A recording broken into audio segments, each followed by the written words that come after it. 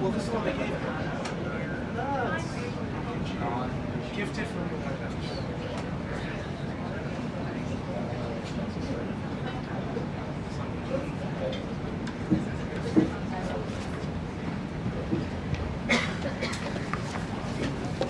Good afternoon, everybody. Thank you for being here today. We are going to get to my remarks and Q&A as always, but I do have the FBI director with me here, Kash Patel. You all know him well, and he's here to provide an update for you all with respect to China. As you know, President Trump had a very successful meeting on his trip to Asia with President Xi, where they discussed the need for China to crack down on fentanyl production and distribution, which ultimately makes its way here to the United States of America. And the FBI director recently traveled to China following President Trump's meeting to meet with his counterpart in Beijing, and he has a really positive announcement for the American people to share. So the president wanted me to bring the FBI director out to share that with all of you today. So Kash, please, thank you for being here. Thanks, Caroline. As Caroline mentioned, we have some tremendous news thanks to President Donald J. Trump once again for the American people.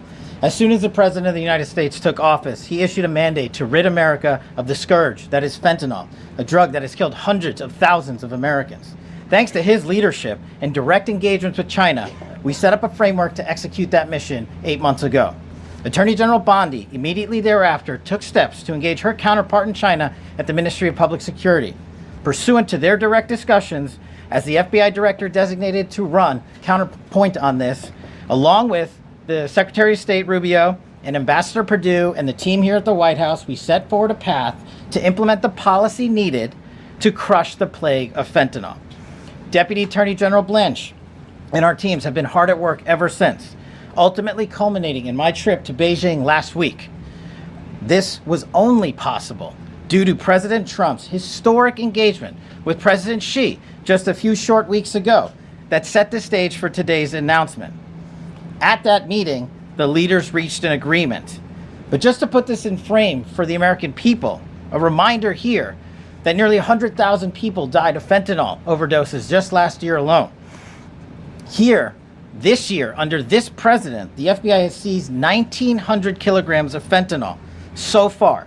That is a 31% increase from the same time period last year. To put it in perspective, that's enough fentanyl to kill 127 million Americans. Fentanyl precursors are what makes up fentanyl.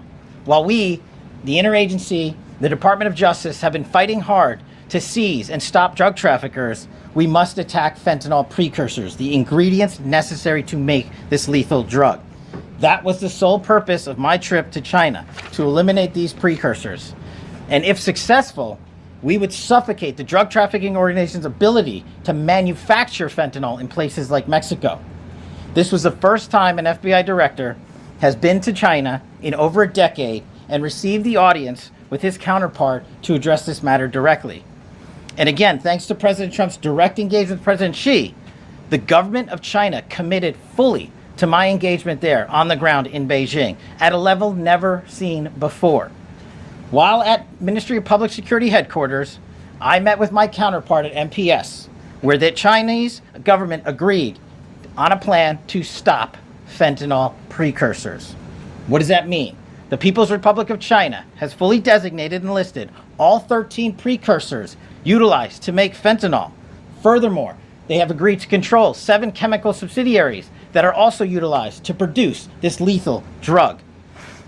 Effective immediately, essentially, President Trump has shut off the pipeline that creates fentanyl that kills tens of thousands of Americans. These substances are now banned, and they will no longer be utilized by the Mexican drug trafficking organizations or any other DTOs around the world to make this drug. This historic achievement has saved tens of thousands of lives.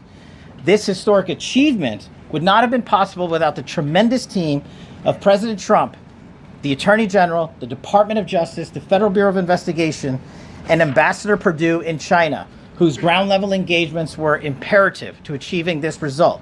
This is yet another example of how President Trump defends the American people, provides security for the American people, and puts the American people first.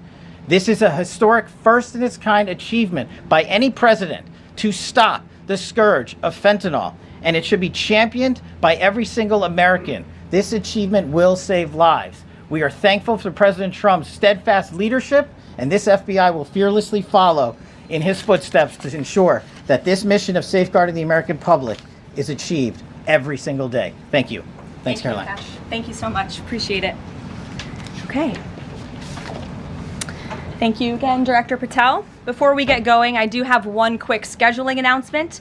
Tomorrow, President Trump will be joined by the First Lady in the East Room for an executive order signing aimed at expanding opportunities for education, career development, housing, and other resources for young people transitioning from foster care to adulthood.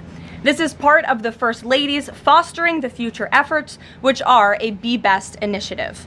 In other news, the Democrats dragged on the government shutdown for 43 days, the longest shutdown in U.S. history. But tonight, thanks to Republicans, the White House is very hopeful that this shutdown is going to come to an end.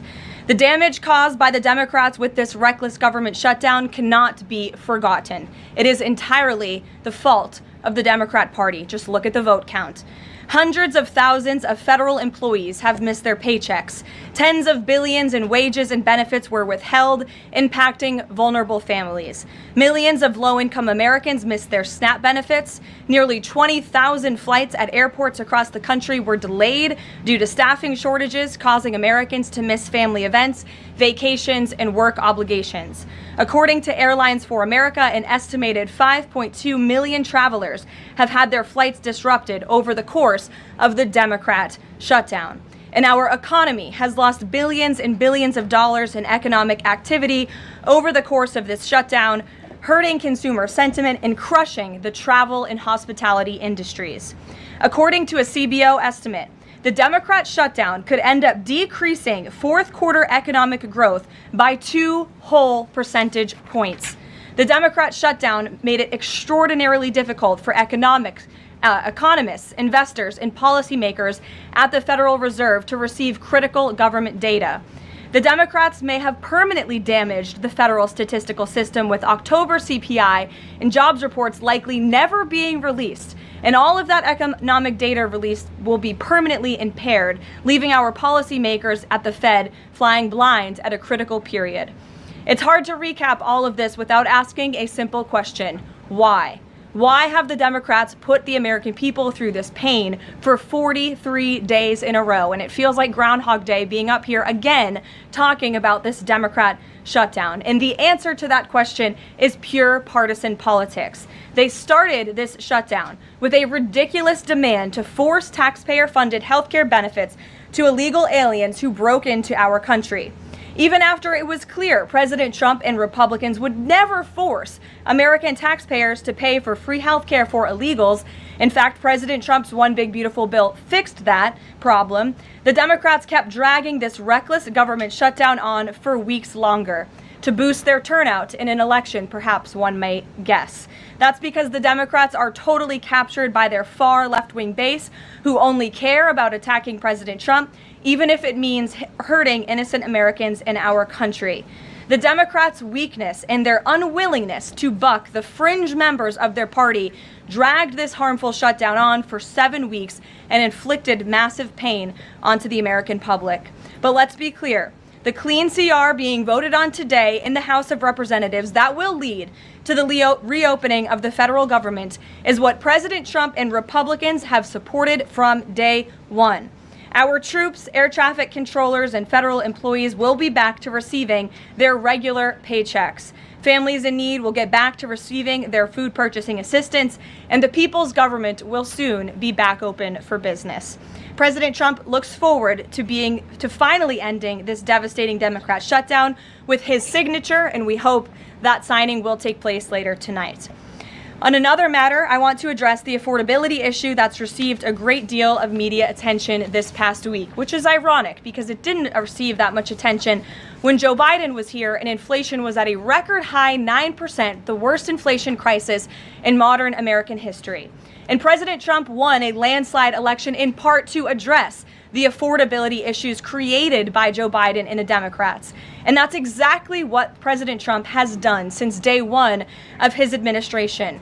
Since the first day in office and every day since, the Trump administration has taken aggressive action to fix the Biden-created cost of living issues.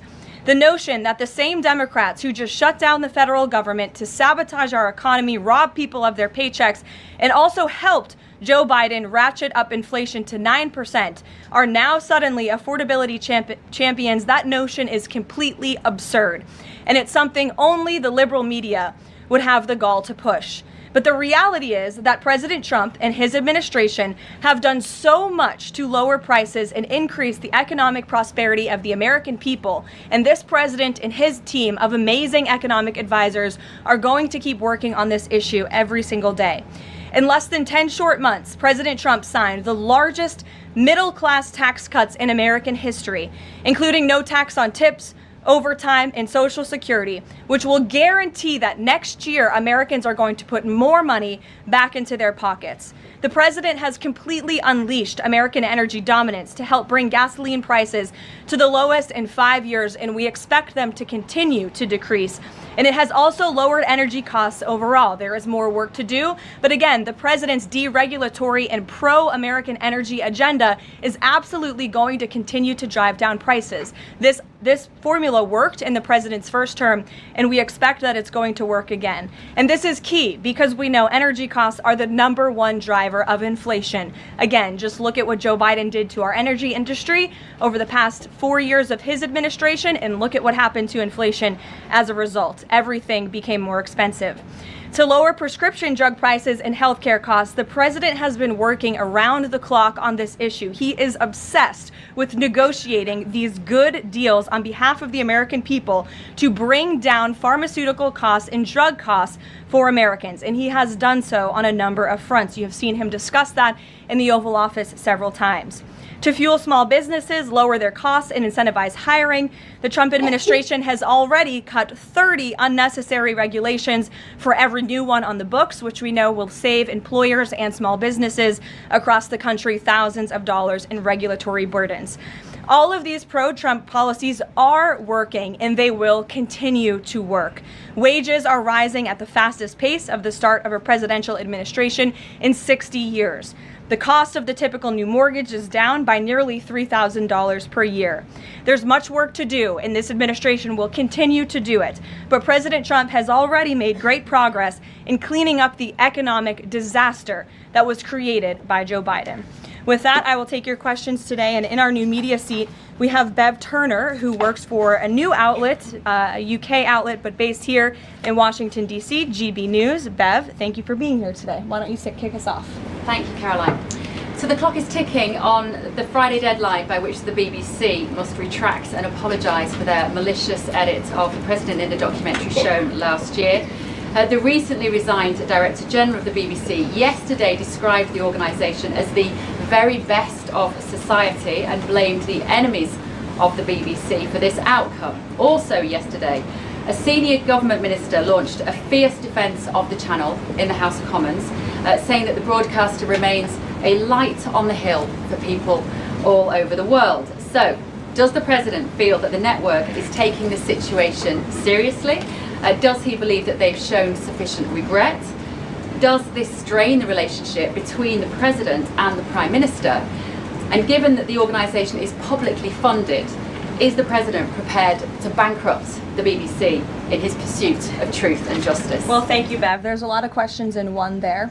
I will say, I know the president has a very good relationship with Prime Minister Starmer. You have been there, you've seen them in their interactions, you've questioned both leaders in your time joining us when we've gone to the United Kingdom a few different times now. However, he has always been very frank when he disagrees with leaders, even whom he has a good relationship with. And the BBC, being a fair news organization, is definitely an outlet. I think these two leaders would disagree. The president has made it very clear that this is a leftist propaganda machine that is unfortunately subsidized by British taxpayers, and he thinks that's extremely unfortunate for the great people of the United Kingdom and Great Britain. And I think that the president was deeply concerned by the editing, the purposeful and dishonest editing of his speech that was so clearly fake news. And he rightfully dubbed that term many years ago, and this is a classic example of that. We see it in the United States all the time. We see it now in the United Kingdom. As you know, the president's external legal counsel has filed a lawsuit against the BBC. We expect that to continue, and whether they apologize or not is up to them. Thanks for being here, Bev. Ouija. Thank you, Caroline. Sure. I have your statement about the new Epstein emails that have been released by House Democrats. Separate from why you believe the emails were made public, can you address their substance?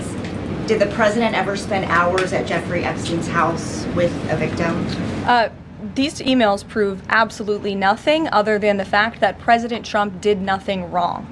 And what President Trump has always said is that he was from Palm Beach, and so was Jeffrey Epstein. Jeffrey Epstein was a member at Mar-a-Lago until President Trump kicked him out because Jeffrey Epstein was a pedophile and he was a creep. And this email you refer to with the name of a victim that was unredacted now and has since been reported on in this room, so I will go ahead and say it, Virginia Giuffre. And it was CBS's own reporting, Ouija, that recently wrote that Miss Giuffre maintained, and God rest her soul, that she maintained that there was nothing inappropriate she ever witnessed, that President Trump was always extremely professional and friendly to her. And so I think it's a question worth asking the Democrat Party, and you should all go ask them after this briefing, of why they chose to redact that name of a victim who has already publicly made statements about her relationship with Jeffrey Epstein and is unfortunately no longer with us. Mary. Thank you, Gillian. Two questions on this. In the interest of transparency, why not just go ahead, release the full files on Epstein, get this all over with? This administration has done more with respect to transparency when it comes to Jeffrey Epstein than any administration ever. In fact, this administration, the Department of Justice, has turned over tens of thousands of documents to the American people. We are cooperating and showing support for the House Oversight Committee. That's part of the reason you are seeing these documents that were released today, because of the House Oversight Committee's and Republicans' efforts to get these out to the public. This administration also moved, the Department of Justice also moved to unseal grand jury testimony, which we know, unfortunately, a judge declined those requests. So this administration has done more than any, and it just shows how this is truly a manufactured hoax by the Democrat Party. For now, they're talking about it all of a sudden because President Trump is in the Oval Office. But when Joe Biden was sitting in there, the Democrats never brought this up. This wasn't an issue that they cared about because they actually don't care about the victims in these cases. They care about trying to score political points against President Trump, as we have, of course, seen with this government shutdown. And this entire thing, again, it's not a coincidence to the American people at home. There are no coincidences in Washington, D.C. And it is not a coincidence that the Democrats leaked these emails to the fake news this morning ahead of Republicans reopening the government. This is another distraction campaign by the Democrat and the liberal media, and it's why I'm being asked questions about Epstein instead of the government reopening because of Republicans and President Trump. But given your interest in transparency, Caroline, why are White House officials then meeting with Representative Boebert in an effort to try and get her to not sign this petition calling for the release of the files? Doesn't it show transparency that members of the Trump administration are willing to brief members of Congress whenever they please? Doesn't that show our level of transparency? Doesn't that show the level of transparency when we are willing to sit down with members of Congress and address their concerns? That's a defining factor of transparency. Having discussions with members of Congress about various issues, and I'm not going to detail conversations that took place in the Situation Room in the press briefing room. Reagan. I have a question about the government shutdown. Thank you. The Middle East. I'm glad someone does. First, on the government shutdown, the shutdown deal reverses the administration's reps, and it also prohibits more from happening until the end of January. I'm wondering if the president had input on this element of the deal, and if he's at all disappointed that's going to reverse the downsizing of plans that they did during the shutdown. I mean, look, I think it's about 6,000 workers total. When you look at that in comparison to the reduction in the federal workforce that this administration has done since January to get rid of the waste, the fraud, the abuse, and to reduce the size of our federal bureaucracy, we've done a lot of great work on that front, and we will continue to. But obviously, the president's main priority was to reopen the federal government and get people back to work, and that's what this deal accomplishes. Line, there's been reports in Israeli media that the U.S. is considering building a temporary military base on the Gaza border. Can you confirm these reports? So I had a conversation directly with the reporter who wrote this article, and this article was based on a single piece of paper, an inquiry that somebody in the Department of Navy made about an idea that may happen in the future. And this reporter deemed that as an official plan and ran with a story that the United States is looking into it. I checked with the highest levels of the United States federal government. This is not something the United States is interested in being engaged in. It's not something we are currently involved in right now that we will be funding. And the president has been very clear he doesn't want to see boots on the ground with respect to what's happening in the Middle East. We've made great peace. We've made great progress with the peace plan in Gaza, and we want to continue to see that move forward. But I put a comment in that story for a reason, and sometimes we see reporters take a piece of paper like this and just deem it as official policy, and sometimes that misleads people a little bit. Sure. There's been a question about UK intelligence sharing regarding the drunk interdictions involving Venezuelan boats. How will that affect the U.S. military operation? There's been a lot of discussion about the high caliber of the intelligence that has been provided before any of these military actions have taken place. I've seen that report. Oh, hello. I've seen that report. I'm familiar with the reporting, but we don't comment on intelligence matters, classified intelligence matters, as you know. As for the Trump administration's position on our narco-terrorist campaign in the Caribbean, it is going to continue, and the president has made it very clear he's not going to allow terrorists to bring illegal drugs that kill American citizens into our great country. Sure, John. I'll go to John and then Zolan. Go ahead. Thank you so much. Trump has talked about sending out $2,000 checks to U.S. citizens. Earlier this year, he also talked about sending a Doge dividend. That didn't materialize. Should U.S. Citizens expect the $2,000 proposal? Is the White House committed to making that happen? The White House is committed to making that happen, yes. And we are currently exploring all legal options to get that done. I don't have a timeline for you or any further details, but I can confirm for you that the president made it clear he wants to make it happen. And so his team of economic advisors are looking into it. And when we have an update, we'll provide one. Solon. You said at the top that one of the costs of the government shutdown was that people missed their SNAP benefits. Can you explain then why the administration went to court to fight the funding of food stamps and SNAP benefits? So recipients missed their SNAP benefits because the Democrats shut the government down. And they forced the administration to tap into a contingency fund that did not even fund the full entirety of this program. And so then you had an unhinged judge who was trying to dictate from the bench what the executive branch has to pay for and where that money has to come from. That is judicial overreach at its finest, and so that's why the administration pushed back on that. We can't have the judicial branch telling the executive branch that we need to rob the Children Nutrition Fund, which is what this judge was trying to do, to pay for SNAP benefits. That's completely inappropriate and it's unconstitutional, and we've been proven right with that legal argument. But now the good news is, again, thanks to Republicans and in several hours, President Trump, the government is going to be reopened, and SNAP recipients are going to receive their full benefits, which is what President Trump has always wanted to do. Stephen. Why also did you need the judicial process for that? I mean, during this shutdown, didn't the administration have a responsibility to tap into any of those reserves to ensure that essentially poor people could rely on? We did tap into it. We did tap into the contingency fund. And then the judge told us, no, you have to get more money from a children's nutrition fund. And we felt that was judicial overreach. He shouldn't tell the president which fund he has to rob because the Democrats are holding the country hostage by shutting down the federal government. Stephen, go ahead. Well, if the president is considering a pardon for Ghislaine Maxwell? Again, he's answered this repeatedly. It's not something he's talking about or even thinking about at this moment in time. I can assure you of that. Stephen. Caroline, I've got 2 questions about New York for you. Sure. First, you always do. Mayor-elect ran for the New York Post. Mayor-elect Mamdani, he said that he plans to reach out to President Trump and that, quote, this is a relationship that will be critical. Does the White House have a response to this planned outreach? It's the first time I'm hearing of it. I'll let the president respond himself to that comment by Mr. Mamdani. My second question, Jack Schlossberg, the grandson of President Kennedy, announced today that he's running for Congress. He in the recent past has referred to his uncle, the HHS secretary, as, quote, a rabid dog, and he has said that the Trump administration is, quote, the most corrupt in American history. Does the White House have a comment on this sort of comment from a rising star in the Democratic Party? I don't even think such ridiculous comments are worth responding to. Obviously, those things are not true. And Secretary Kennedy is doing a phenomenal job bringing transparency and the gold standard of science back to our healthcare system. Eamon. Thank you, Caroline. The president's hosting a number of Wall Street CEOs for dinner tonight here at the White House. Can you give us the names of the CEOs who are going to be here and give us a sense of what the president's message to Wall Street is going to be tonight? I don't have a full list for you in front of me, Eamon. I know you've reported on some names and we've helped you navigate whether those names were truthful or false.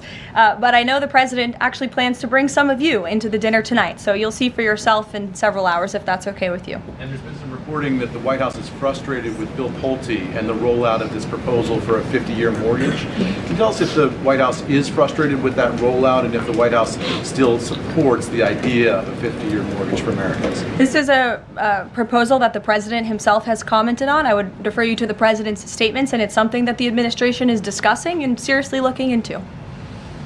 Sure.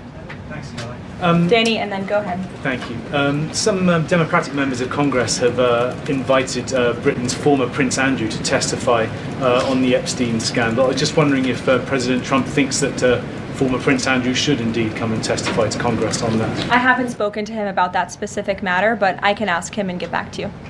Mm-hmm. On the government shutdown, the president and House Republicans have made clear they were not going to negotiate healthcare strategy or policy while the government was shut down. Now, assuming that it reopens tonight, is the president intending to invite any Democrats over to have negotiations over these subsidies or any other plan to bring down the cost of health insurance? I will just add that, as you pointed out, the Democrats were holding our country hostage to try to negotiate on a healthcare system that they created. Obamacare, as it's famously called, is a system the Democrats created. It is a broken system. It has driven up healthcare costs dramatically in this country. And now they shut the government down to try to fix that system they broke. It doesn't make any sense to us, which is why the president said that's a completely untenable position. However, once the government reopens, the president, as he's always maintained, is absolutely open to having conversations about healthcare. And I think you'll see the president putting forth some really good policy proposals the Democrats should take very seriously to fix, again, the system that they broke. You can't trust the same people who broke the system to fix it, and so the American people will continue to hear from the president on this issue. And one follow-up on the question about the $2,000 payments of tariff revenue. The president had also talked about using tariffs to bring down the national debt. Would this be in lieu of that? Like this is now the new way to maybe to use that tariff revenue? No, the president put out a statement on this clarifying he wants to do both things with the tariff revenue that he's bringing into this country. Trillions of dollars are expected to continue to pour in, and it's part of the reason that the Supreme Court case is so vital for our country's future, to restore our manufacturing industry in this country, to protect our national security, to continue to allow the president to use tariffs as leverage to negotiate economic deals that, again, are good for our national security. And that revenue can then be used for various reasons, to pay down our debt and also perhaps to give these rebate checks back to Americans, which, again, the White House is exploring the legal options of how we can get that done. Catherine, go ahead. Caroline, Viktor Orban said this week that President Trump has promised Hungary some kind of financial shield. Do you have any details on how that will be structured or what that would look like? I don't, but I'm happy to check with the National Security Council and get back to you. One more. You recently said you checked with President Trump about why he needed to get an MRI on his recent trip to Walter Reed. Do you have any more detail on that? I do, and I'm glad you asked. As stated in the memo provided on October 10th, President Trump received advanced imaging at Walter Reed Medical Center as part of his routine physical examination. The full results were reviewed by attending radiologists and consultants, and all agreed that President Trump remains in exceptional physical health, which I know all of you will see with your own eyes later this evening when he opens up his dinner to the press, and perhaps you will see him when he signs the bill to reopen the federal government. So stay tuned on plans for that. Thank you, everyone.